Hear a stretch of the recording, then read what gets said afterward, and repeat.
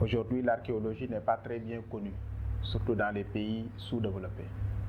On a tendance à dire que c'est une discipline qui est destinée aux élites, et particulièrement aux intellectuels d'une certaine catégorie.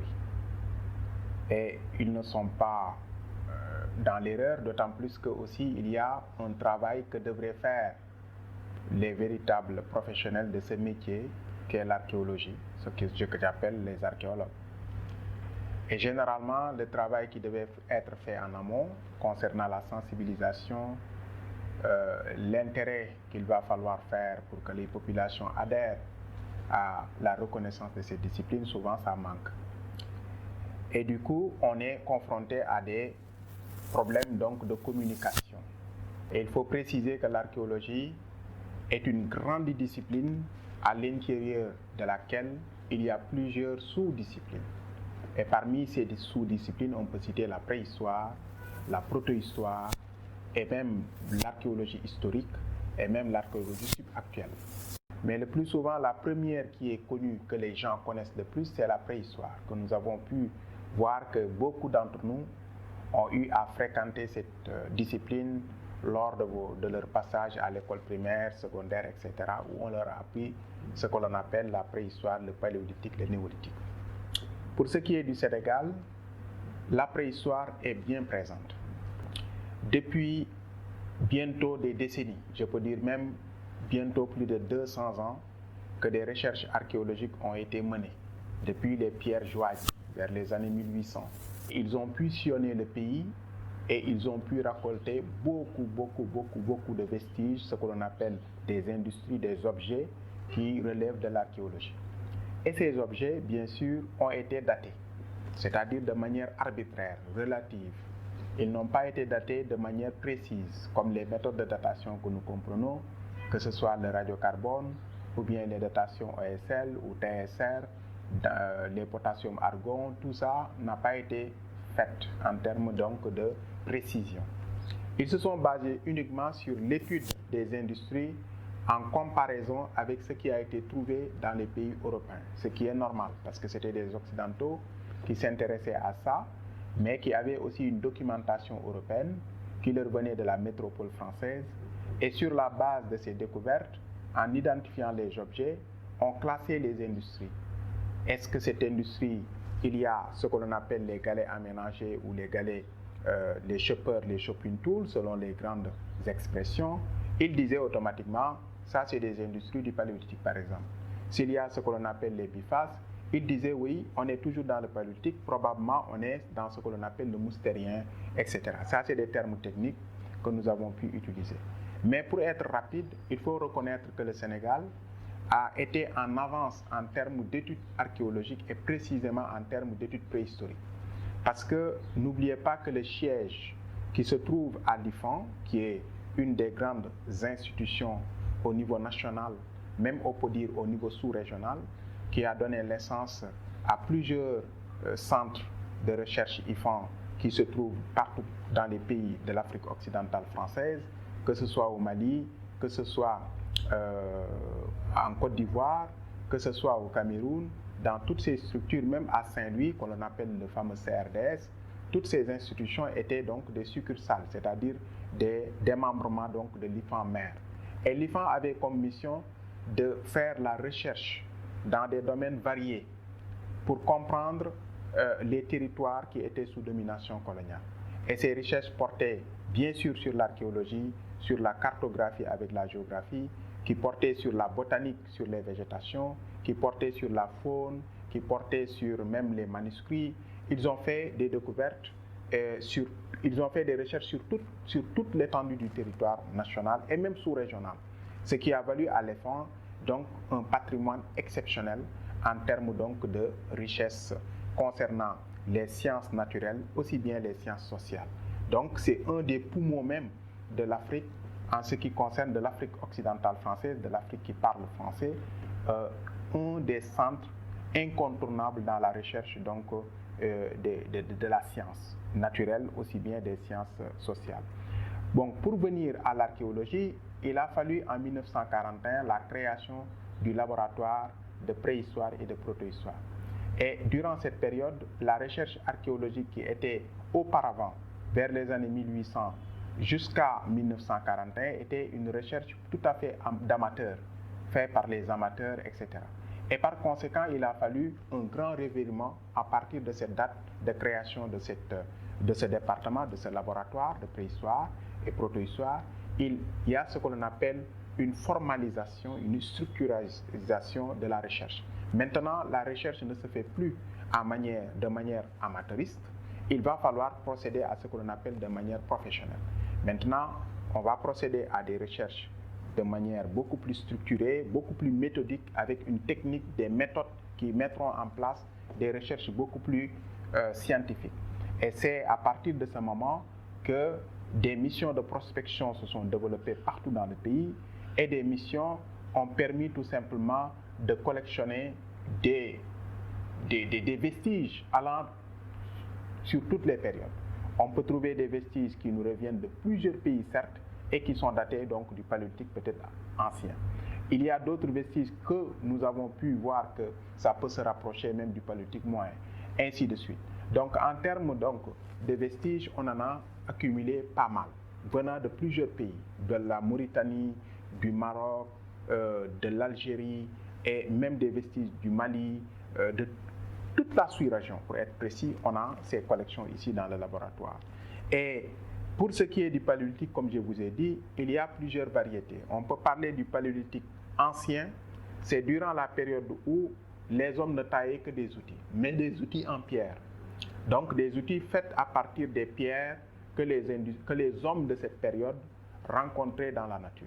Au Sénégal, on n'a pas pu, bien sûr, trouver des humains de cette période, parce que plusieurs études montrent que notre configuration sédimentologique, c'est-à-dire le sol, ne permettait pas une bonne conservation de ces vestiges anciens. Et par conséquent, il nous est resté que les objets. Et les objets les plus anciens qu'on a trouvés au Sénégal se trouvent actuellement avec des recherches fiables, avec des datations cohérentes, qui permettent de justifier et de dire avec précision que l'homme qu'on a trouvé jusque-là remonte vers presque 300 000 ans, et ça se trouve au niveau donc de la Falémé, c'est-à-dire au Sénégal oriental. Les recherches récentes faites par une équipe internationale, y compris les Sénégalais que nous sommes, avec des Suisses, les Français, on est arrivé à un site qui se trouve dans ce que l'on appelle le site du Ravin Blanc 1, où on a trouvé vraiment des vestiges qui remontent depuis presque 300 000 ans. En tout cas, au minimum, on est entre 290 000 à 300 000 ans. Avant Jésus-Christ, on a pu découvrir ces industries qui remontent et qui sont rattachées à ce que l'on appelle l'Achélien. Donc c'est une période assez ancienne et qui permet tout simplement de retrouver ce manque donc de positionnement du Sénégal par rapport aux autres pays, parce que n'oubliez pas que les grandes découvertes se font le plus souvent en Afrique de l'Est, en Éthiopie, en Érythrée, en Afrique du Sud, etc. Et dans une moindre mesure au Tchad où on a trouvé Toumaï. Maintenant, l'Afrique de l'Ouest, qui était le parent pauvre donc de la reconstruction, de l'évolution de l'homme, de sa dispersion et même de son existence sur le territoire, maintenant le Sénégal est bien positionné par rapport à cette grande question que se posent les anthropologues et les archéologues. Donc nous sommes dans une période où le Sénégal, où on a découvert jusque-là l'homme ou bien les industries les plus anciennes aux périodes achéliennes. Et beaucoup d'industries, bien sûr, ont été découvertes après les périodes suivantes. Après l'Achélien, on a trouvé beaucoup d'industries qui sont rattachées aux Moustériens. Et ces industries, bien sûr, on les a toujours trouvées dans la Falémé. Avec les sites de Toumbura 2, 3, etc. On a trouvé aussi les sites qui sont plus ou moins non éloignés de Toumbura, etc. De Missira 1, de Missira 2. Donc dans les villages de Missira, dans les villages de Toumbura 1 et 2, on a trouvé des industries qui sont bien rattachées à la période du Moustérien. Et ces industries sont datées presque vers 80 000 avant Jésus-Christ, ou bien entre 80 à 60 000 avant notre ère. Et ces industries étaient vraiment typiques de cette période, parce que c'était des industries qui étaient bien taillées avec, bien sûr, des bifaces, c'est-à-dire, on n'aura pas le temps de vous expliquer ce que c'est que les bifaces, mais aussi avec une industrie qui était vraiment avec des retouches sur les deux, ce que l'on appelle les retouches bifaciales. donc sur les deux phases, ce qui est extrêmement énigmatique. Ça nous rappelle plus ou moins des industries pédonculées que l'on trouve dans l'Atérien, qui se trouve bien évidemment très loin au niveau donc de l'Afrique du Nord. Donc, et même d'autres industries de ce type ont été découvertes tout récemment. Donc au niveau donc, de la petite côte du Sénégal, avec le site de Thiamassas, que nous-mêmes nous avons pu fouiller. On a pu trouver des industries de cette période du Moustérien et qui ont été datées presque vers 60 000 ans. Donc 80 000 ans on a sur la vallée de la Falémé, on a 60 000 ans sur le littoral dans la petite côte, sur le site de Thiamassas. Et aujourd'hui, la cohérence de l'évolution humaine se fait dans la mesure où il n'y a pas de rupture de technologie.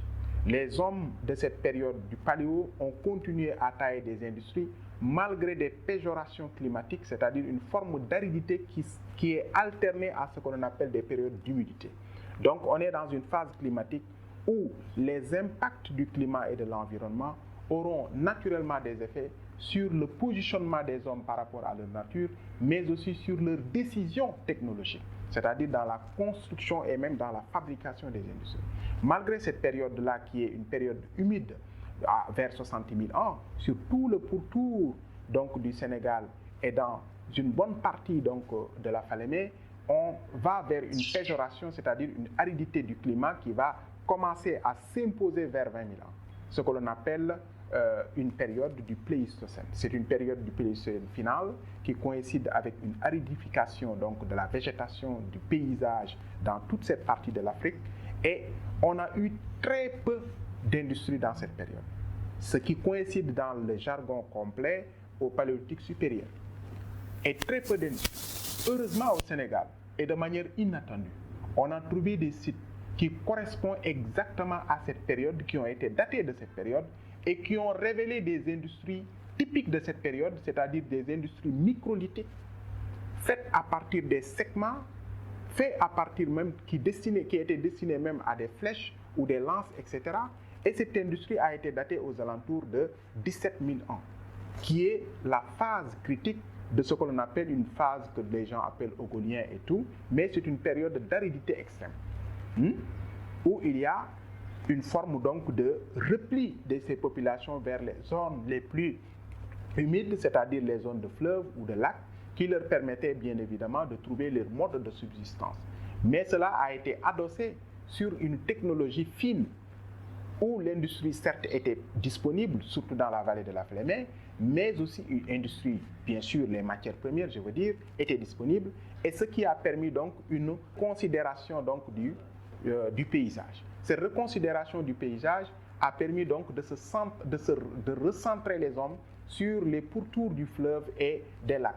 Et bien évidemment, la Falémé était vraiment un candidat potentiel, d'autant plus que vous avez beaucoup d'industries ou bien de matières premières qui étaient des filons disponibles dans toutes les grandes artères donc, de ces ravins et même de ces vallons. Dans les grands chenals, on a trouvé beaucoup de roches qui étaient totalement adaptées, c'est-à-dire les silexites, gespoïdes, mais aussi on a aussi du quartz et du quartzite, et on a aussi ce que l'on appelle des grès qui ont été bien sûr taillés. Et cela a montré que 3 grands sites ont été repérés à ce jour, qui sont plus ou moins les sites potentiels qui datent de cette période, du Paléolithique supérieur, c'est-à-dire le site de Toumbura 1. On a trouvé à Toumbura 1 un site qui date vraiment vers 17 000 ans. On a trouvé le site de Sansandé, où l'industrie miniaturisée continue d'être taillée, je veux dire de ravins de Sansandé, parce qu'il y a aussi le site de Sansandé qui a été daté aux périodes acheliennes par d'autres collègues, mais il y a ce que l'on appelle le ravin de Sansandé, qui n'est pas l'ancien site de Sansandé, qui est un nouveau site qui a été découvert en 2017, et ce site a donné naissance à une forme d'industrialisation très miniaturisée, typique de cette période du Pléistocène final, et cela a montré tout simplement qu'on est dans la phase d'une continuité technologique avec une forme de maîtrise des industries, avec la taille même des industries sous forme de segments, de cercles. On a aussi des pointes, on a vraiment des industries qui sont caractéristiques de cette période, miniaturisées, et cela, dans le site de Sansandé, remonte jusqu'à 530 000 ans avant notre ère. Donc ça montre que l'industrie a continué à se développer. Et les hommes continuent bien sûr avec ce changement climatique parce qu'il y a des modifications de changement climatique qui ont donné naissance plus tard au néolithique à ce que l'on appelle des industries faites à partir donc, des ossements. On en a trouvé dans la vallée du fleuve, donc dans le nord du Sénégal, avec le site du Hant, qui a été daté avec les calibrations de datation. On est retrouvé avec 3000 ans.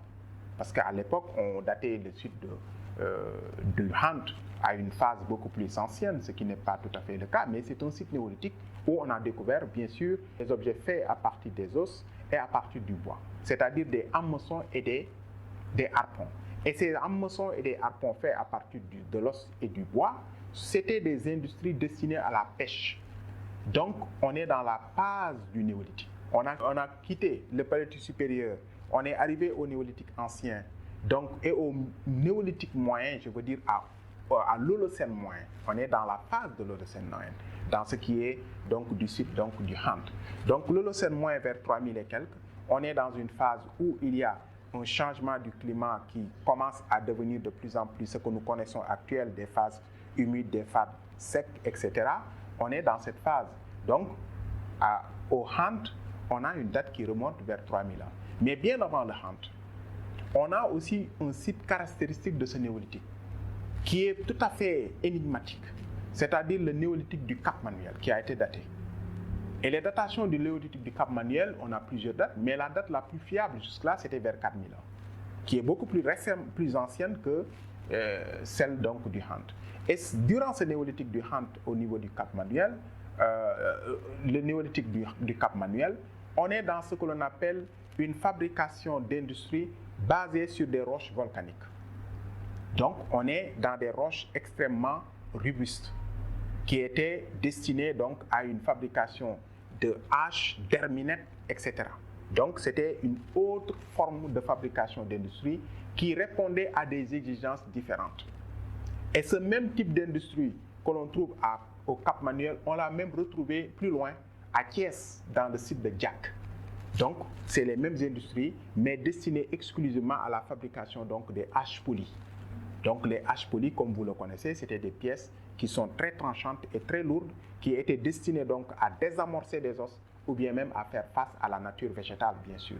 Donc, et l'homme continue sur ce territoire sénégalais à se façonner, à pouvoir mettre en place une technologie qui montre tout simplement ce degré de technicité et ce degré d'ingéniosité qui montre naturellement que le Sénégal était un pays tout à fait organisé où des sociétés se sont installées et ces sociétés se sont adaptées à des modifications climatiques, à des modifications du paysage et avec aussi une géologie tout à fait confortable, d'autant plus que la matière première n'était pas rarissime.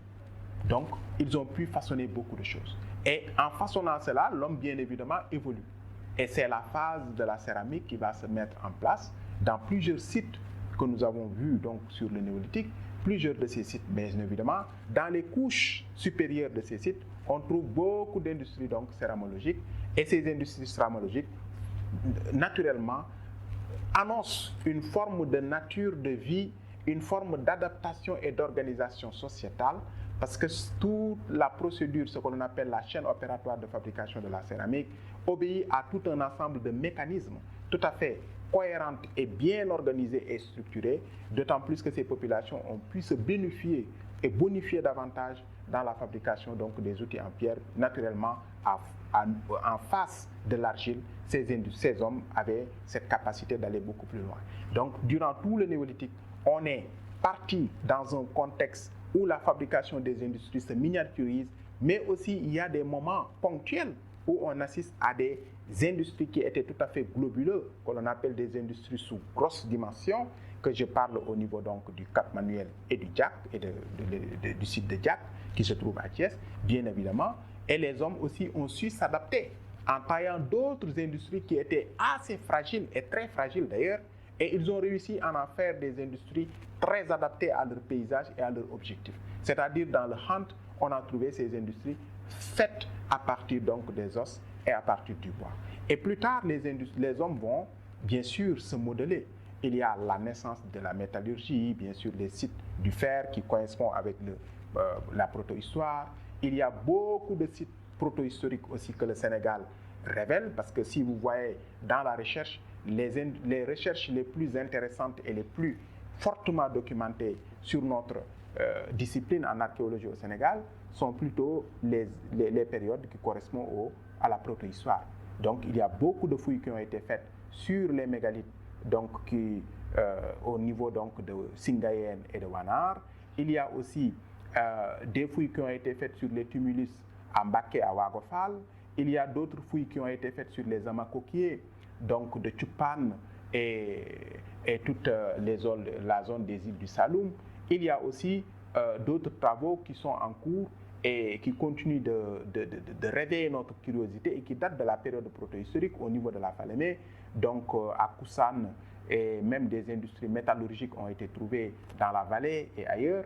Donc il y a tout un ensemble de recherches qui est en train de se mettre en place au Sénégal, et ces industries montrent tout simplement qu'on a une continuité de vie qui s'est opérée depuis l'Achelien avec la dernière découverte de cette période et jusqu'à nos jours. L'Homo sénégalensis a pu se perpétuer en façonnant son paysage, en s'adaptant à sa nature et en mettant en place des stratégies d'occupation du territoire, mais aussi d'exploitation des moyens de subsistance, mais aussi une capacité de s'orienter vers les sites d'approvisionnement en matières premières, que ce soit pour la fabrication des industries lithiques, que ce soit dans la fabrication de la céramique à travers l'argile, que ce soit à la découverte des scouris qui leur permettront de fabriquer du fer, mais les hommes se sont adaptés même plus loin, jusqu'à utiliser les coquillages, si vous allez dans les amacoquiers, pour en faire beaucoup d'usage, de consommation et même pour humilier même leurs morts,